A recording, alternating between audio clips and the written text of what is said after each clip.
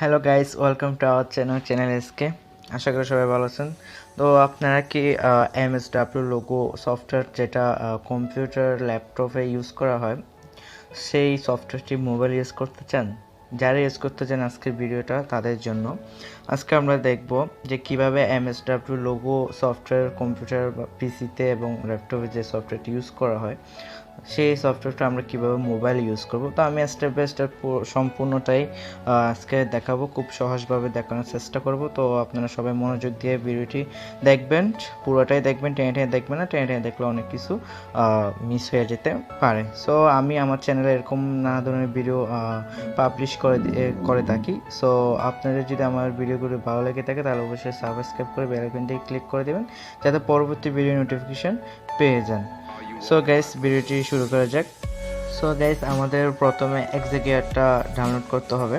তো এক্সাগিয়ারটা আমরা কিভাবে ডাউনলোড করব এবং কিভাবে ইনস্টল করব, কিভাবে এটাকে আমরা রান করাবো, এইটার জন্য আমি একটা টিউটোরিয়াল অলরেডি আমার চ্যানেলে দিয়ে রেখেছি। তো ওইটার লিঙ্ক আমি আমার কমেন্ট বক্সে, আমার ডিসক্রিপশনে এবং ভিডিওর আই বাটনে এখানে দেখাবে। সো আই বাটনে ক্লিক করে আপনারা ভিডিওটি দেখে নিতে পারেন এবং ভিডিওটি দেখে আমরা এক্সাগিয়ারটা ডাউনলোড করে নিতে পারি এবং ইনস্টল করতে পারি। আর যাদের বর্তমানে রয়েছে অলরেডি ইনস্টল করা, তো ঠিক আছে, তারা ভিডিওটি দেখতে পারে। তো এখন কথা হচ্ছে MSW লোগোটা। তো MSW লোগোটা আমরা কিভাবে ডাউনলোড করব? তো এটা ডাউনলোড করার লিঙ্ক আমি আমার ডিসক্রিপশন এবং কমেন্ট বক্সে দিয়ে রাখতেছি। ওখান থেকে আপনারা ডাউনলোড করে নেবেন।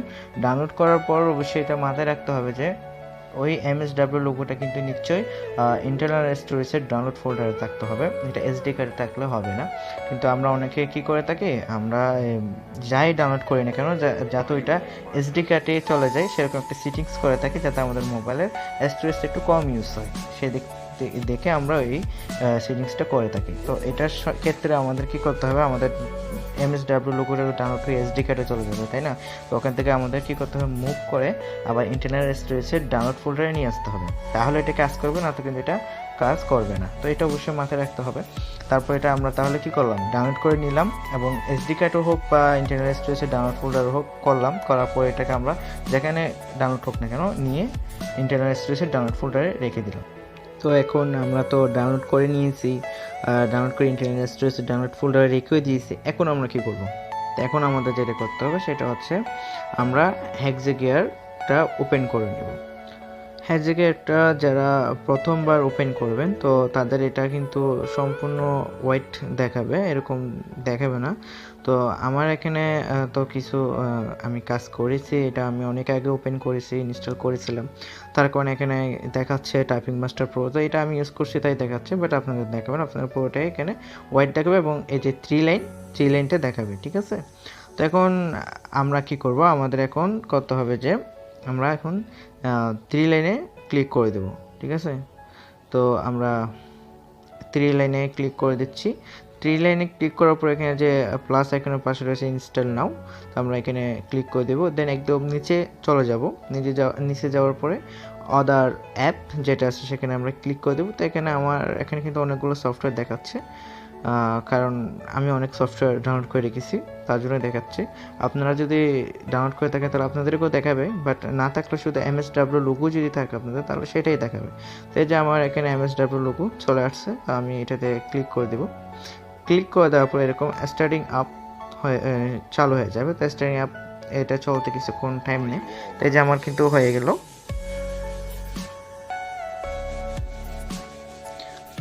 তো এখানে প্রসেসিং চলতেছে MSW লোগোটা, তো আমাদের প্রসেসিং চলতে দিতে হবে।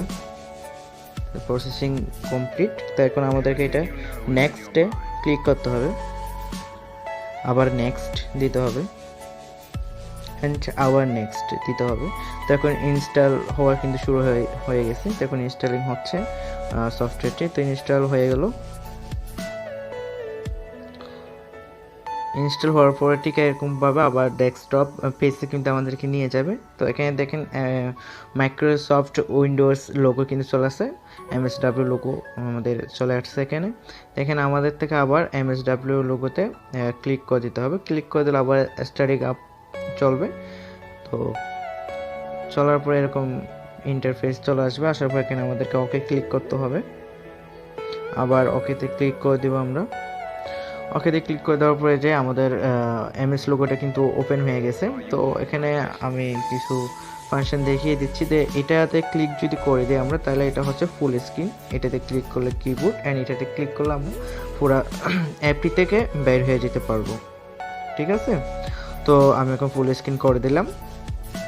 তো এছাড়া আমরা কিবোর্ডটা কিন্তু আমাদের দুইটা ফিঙ্গার দিয়ে যদি ক্লিক করি তাহলেও কিন্তু কিবোর্ডটি আসবে, এবং এখানে ক্লিক করলেও কিবোর্ডটি আসবে। ঠিক আছে, এবং দুইটা ফিঙ্গার যদি আমরা একসাথে আবার ক্লিক করি তাহলে কিবোর্ডটি চলে যাবে। এছাড়া আমরা যদি উপরের যে লাইনটা আসছে যেখানে তিনটা আইকন দেওয়া আছে, কিবোর্ড এবং ফুল স্ক্রিন করা এবং বের হয়ে যাওয়ার, তো ওই চারটা, তো ওইগুলো আমরা যদি নিয়ে যেতে চাই এভাবে তিনটা আঙ্গুল যদি আমরা একসাথে রাখি তাহলে চলে যাবে, আবার তিনটা আঙ্গুল যদি একসাথে রাখি তাহলে আবার চলে আসবে।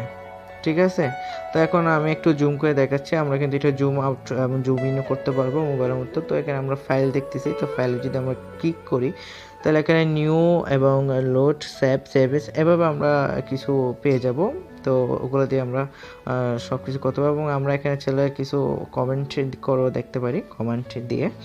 তো আমি আপনাদেরকে সাজেস্ট করবো এই কিবোর্ডটি ইউজ না করে আমরা যেন এক্সটার্নাল একটা কিবোর্ড ইউজ করি। তো কীভাবে এক্সটার্নাল কিবোর্ড এবং মাউস আমরা ওটিজির মাধ্যমে এবং ইউএসবি কেবলের মাধ্যমে কীভাবে মোবাইলের সাথে সংযুক্ত করে আমরা চালাতে পারবো, সেরকম যদি কোনো টিউটোরিয়াল আপনারা চান তাহলে কমেন্ট বক্সে জানাবেন, আমি সেরকম একটা টিউটোরিয়াল বানিয়ে দিয়ে দেবো। বা আপনারা চাইলে ইউটিউবে সার্চ দিয়েও দেখতে পারেন। ঠিক আছে, তো আপনারা যদি চান আমাকে বলতে পারেন, না তো আপনারা ইউটিউবে সার্চ দিয়ে দেখে নেবেন।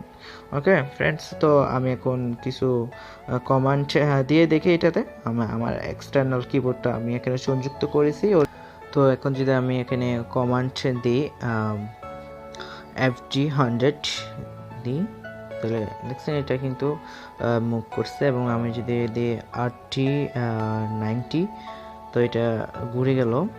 হ্যাঁ, তারপর আমরা যদি FD আবার 100 দিই, দেখছেন এটা কিন্তু দেখাচ্ছে এটা মুভ করতেছে। তো আমি তো এই প্রোগ্রামে ভালো করে তেমন জানি না, তো যারা এটা নিয়ে কাজ করে তাদের জন্য এটা ঠিক আছে, তাই সম্পূর্ণ কিছু দেখাচ্ছে না। আমি সাধারণ কিছু কমান্ড জানি, ওগুলো আপনাদেরকে দেখালাম। তো এভাবে এটাকে আমরা ইনস্টল করব এবং এভাবে আমরা এটাকে নিয়ে কাজ করতে পারবো। তো এভাবে আমরা এটা মোবাইলেতে রানও করাইতে পারবো। তো আমি সম্পূর্ণ সব কিছু দেখিয়ে দিলাম, আপনারা এভাবে কাজ করবেন, আশা করি কাজ করতে পারবেন।